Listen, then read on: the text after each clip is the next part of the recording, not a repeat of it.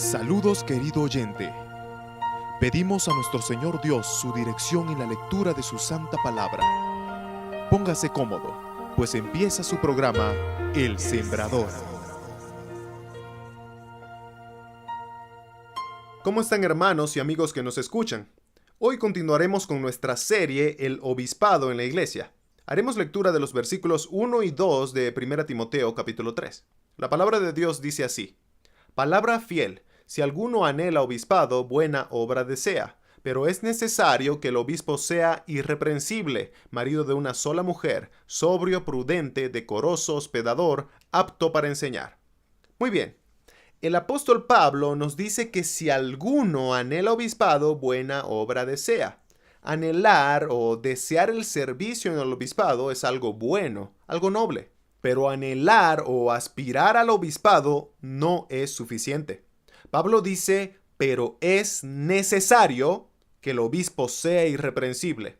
El apóstol, inspirado por el Espíritu Santo, no lo deja como una sugerencia, sino que se trata de algo que no se puede obviar o dejar pasar. Esta frase que dice, pero es necesario, la utiliza nuestro Señor Jesucristo al hablar con Nicodemo en Juan 3:7, cuando le dice, no te maravilles de que te dije, os es necesario nacer de nuevo. Está más que claro que nuestro Señor Jesucristo está enseñando que para entrar al reino de Dios es necesario nacer de nuevo por la fe en Cristo. La conversión, que es por la sola fe en Jesús, es algo que no podemos obviar o dejar pasar. Por eso Cristo dice, es necesario. De la misma manera, el apóstol Pablo nos dice que es necesario que el obispo sea irreprensible. No lo podemos obviar. Y al hablar de irreprensible, Pablo no se está refiriendo a alguien perfecto. No hay nadie que pueda considerarse perfecto en este mundo. La palabra irreprensible nos muestra la idea de alguien que no es acusable, como cuando alguien encuentra a un ladrón con las manos en la masa y el que lo encontró tiene todas las pruebas suficientes para llevarlo a juicio. El que anhela obispado no debe ser acusable. Nadie tendría que tener argumentos de acusaciones graves contra él. Esto nos habla del buen testimonio que este siervo de Dios muestra dentro y fuera de la congregación. Los obispos o pastores deben ser irreprensibles o no acusables en las siguientes áreas. Número 1, en el carácter personal o moral del obispo. Esto lo vemos en los versículos 2 y 3 de 1 Timoteo capítulo 3. Número 2, deben ser irreprensibles en su testimonio o administración de su hogar. Versículos 4 y 5. Número 3, deben ser irreprensibles en su madurez espiritual. Versículo 6. Y por último, pero no menos importante, deben ser irreprensibles en su testimonio para con los incrédulos. Versículo 7. Hoy nos enfocaremos en el carácter personal o moral de los que anhelan el obispado, pero solo tocaremos la primera parte, aquella que dice marido de una sola mujer. La interpretación de esta porción de la Escritura ha abierto grandes controversias a lo largo de la historia de la Iglesia. Lamentablemente, muchas de esas interpretaciones están basadas en prejuicios culturales y no en la autoridad escritural de la palabra de Dios.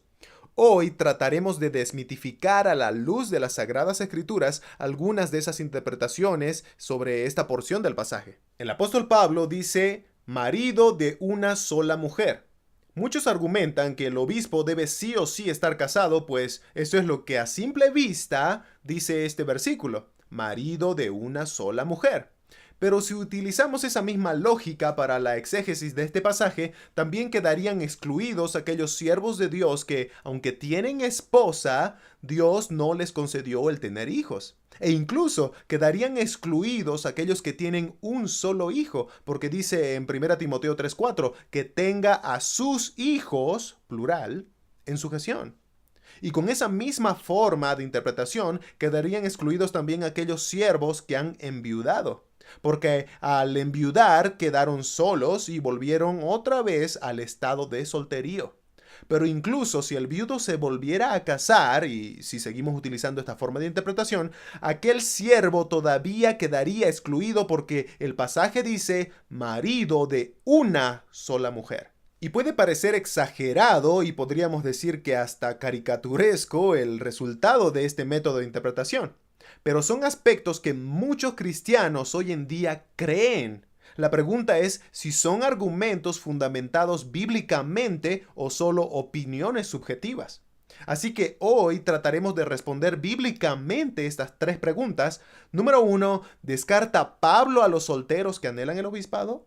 Número 2, ¿descarta Pablo a los que no tienen hijos? Número 3, ¿descarta Pablo a los viudos? Y tal vez hay algunos que se estarán preguntando, ¿y qué con los cristianos que están divorciados? Voy a pedirles que tengan un poco de paciencia, pues hemos reservado el tema sobre el divorcio para una serie de mensajes donde profundizaremos al respecto, pues se trata de un tema muy amplio.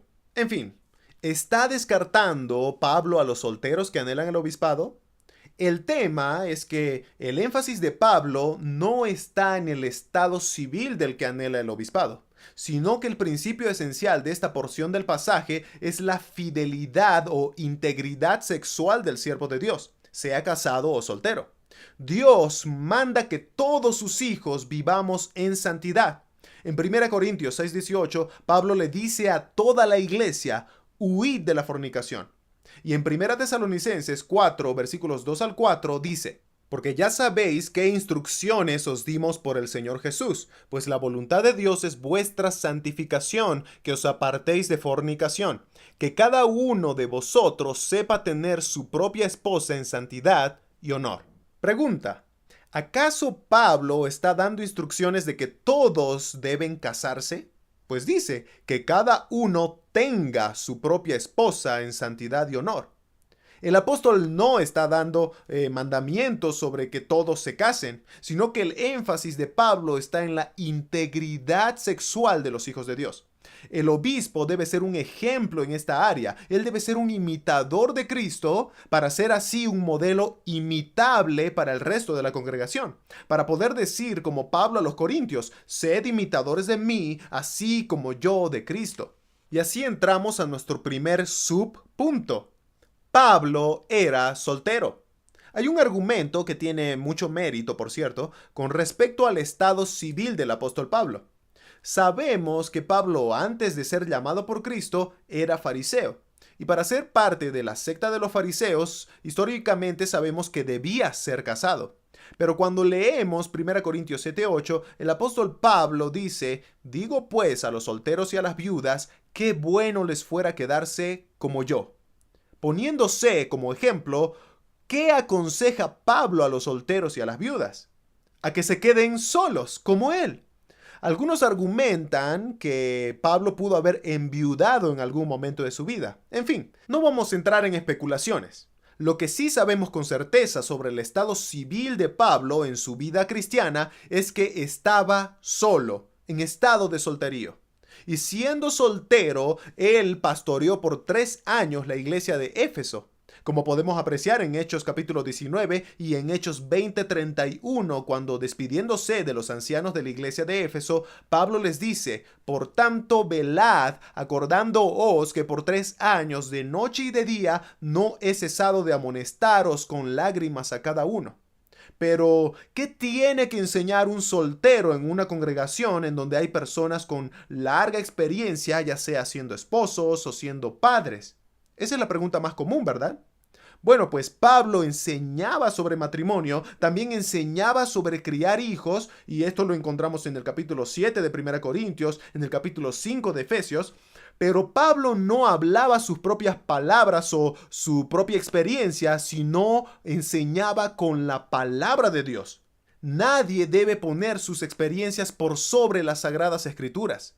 Por eso cuando Pablo le escribe a su joven compañero de milicia, Timoteo, el cual se quedaría en Éfeso para cumplir el rol pastoral, le dice, ninguno tenga en poco tu juventud, sino sé ejemplo de los creyentes en palabra.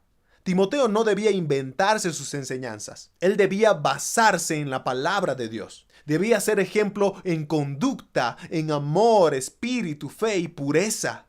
Y es precisamente lo mismo que le escribe Pedro en el capítulo 5 de su primer carta a los ancianos de la iglesia, diciéndoles, apacentad la grey de Dios que está entre vosotros, cuidando de ella, no por fuerza, sino voluntariamente, no por ganancia deshonesta, sino con ánimo pronto, no como teniendo señorío sobre los que están a vuestro cuidado, sino siendo ejemplos de la grey. ¿Y en qué debían ser ejemplos estos ancianos? Pues en palabra, en conducta, en amor, espíritu, fe y pureza. El estado civil del siervo de Dios no lo condiciona en absoluto para poder vivir para la gloria de Dios. Este debe andar en amor, debe andar en santidad y en obediencia a su palabra, sea casado o no. Y esto nos lleva a nuestro segundo subpunto, el ministerio del joven Timoteo. Timoteo, como un siervo joven, debía ser ejemplo para no ser tenido en poco por la congregación de los Efesios, porque su función era cuidar un rebaño con muchos hermanos que eran mayores que él, muchos matrimonios, muchos padres. Y él debía mostrar con su ejemplo que era un obrero aprobado por Dios. ¿Y cómo debía guiar Timoteo a esa congregación o cuáles eran sus tareas para guiar a esa congregación? En 2 Timoteo capítulo 4 versículos 1 al 2, Pablo le manda al respecto diciendo: Te encarezco delante de Dios y del Señor Jesucristo, que juzgará a los vivos y a los muertos en su manifestación y en su reino, que prediques la palabra, que instes a tiempo y fuera de tiempo, redarguye, reprende, exhorta con toda paciencia y doctrina. Eso es lo que debía hacer Timoteo en la iglesia de Éfeso: predicar la palabra con autoridad, redarguir o refutar bíblicamente a los que contradecían, reprender a los que andaban erróneamente, exhortar a los caídos. Pero esto era posible porque Timoteo no hablaría con sus propias palabras o con su corta experiencia, sino que hablaría con doctrina, con palabra de Dios. Timoteo también debía preparar a hombres fieles en la congregación para luego elegir entre ellos a los que eran irreprensibles para ser establecidos como ancianos. Pablo le encargó estas duras tareas a su joven compañero, y Timoteo no debía dar su aprobación a cualquiera. Por eso Pablo también dice en 1 Timoteo 5:22, no impongas con ligereza las manos a ninguno. Timoteo no debía fijarse en apariencias, que si tiene esposa o que si tiene hijos, no. Timoteo debía observar el carácter moral y personal del siervo de Dios, que sea irreprensible en su integridad sexual, que sea ejemplo en palabra, en conducta, en amor, en espíritu, fe y pureza. Por esa razón, el mismo Timoteo fue encargado para cumplir un rol pastoral en la iglesia de Éfeso, porque estaba cualificado por Dios. Y lo demostraba viviendo una vida ejemplar para con los creyentes en su congregación. Así que, ¿descarta Pablo a los solteros que anhelan el obispado? Por supuesto que no, pero deben ser irreprensibles. ¿Descarta Pablo para el ministerio pastoral a los que no tienen hijos? Por supuesto que no, pero deben ser irreprensibles. Pablo no tuvo hijos y sin embargo pastoreó iglesias y enseñó sobre crianza de hijos con la guía de la palabra de Dios.